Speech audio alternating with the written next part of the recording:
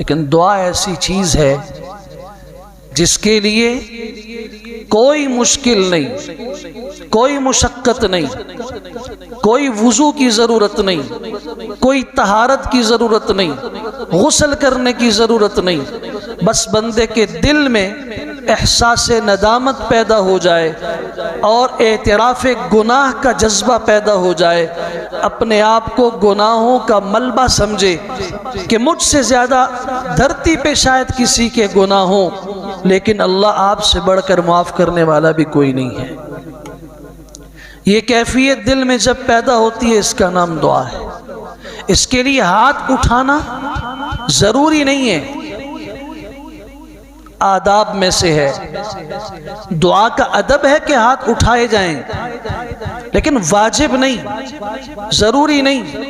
اس کے لیے آنسوؤں کا نکلنا بھی ضروری نہیں ہے۔